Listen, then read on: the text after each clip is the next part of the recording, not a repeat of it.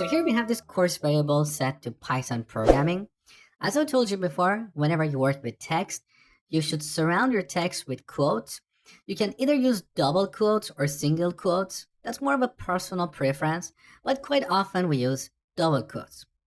We also have triple quotes, and we use them to format a long string.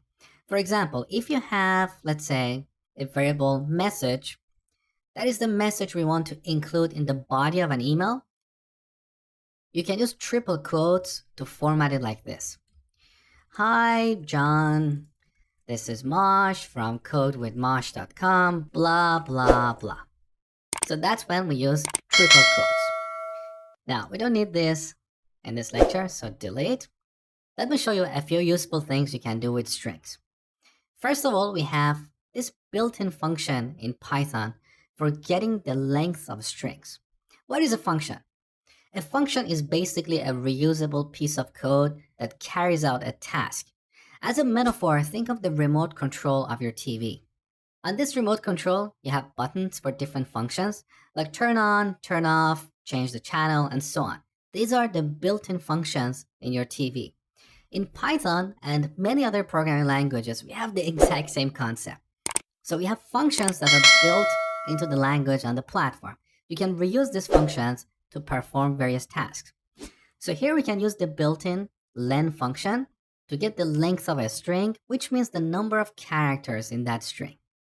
Now, whenever you want to use a function, you should use parentheses. Now we say we're calling this function, which basically means we're using this function. Now, some functions take additional data, which we refer to as arguments. These arguments are inputs to these functions. So this len function takes an input or an argument. Here we pass our course variable, and this will return the number of characters in this string. So let's print that and see what we get. Run the program. We get 18 because we have 18 characters here. Let's look at another example. If you want to get access to a specific character in this string, you use the square bracket notation. So here we add course, square brackets. To get the first character, you use the index 0. So in Python, like many other languages, strings are 0 indexed, which means the index of the first character or the first element is 0. So now when we print this, we'll get p, okay? Now you can also use a negative index, like -1. What does that mean? Well, if 0 represents the first character here, what do you think -1 represents? That takes us back to the end of the string. So that returns the first character from the end of the string. Let's run this program. You will see we'll get G. There you go. Using a similar syntax, you can slice strings. Let me show you. So I'm going to duplicate this line and remove -1. Now let's say we want to extract the first 3 characters in this string. So here we need 2 indexes. The start index, colon, the end index. So this will return a new string that contains the first 3 characters in this course variable. That will be P, Y, and T. So the index of these characters are 0, 1, and 2. So that means the character at the end index is not included, okay? Let's run the program and make sure we get the right result. There you go, PYT. Now, what if we don't include the end index? What do you think we're going to get?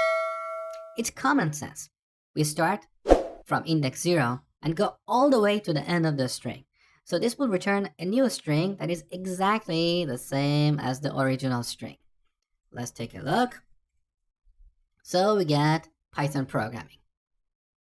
Now, what if we don't include the start index, but include the end index? What do you think we're going to get? Once again, it's common sense. So by default, Python will put 0 here, so it will start from the beginning of the string. So when I run this program, we should get PYT one more time. There you go. And finally, as the last example, if we don't include the start and the end index, This will return a copy of the original string. Let's look at this. So we get Python programming. Now, you don't have to memorize any of these. Just remember, we use the len function to get the length of a string. We use bracket notation to get access to a specific element or a specific character. And we use this notation to slice a string.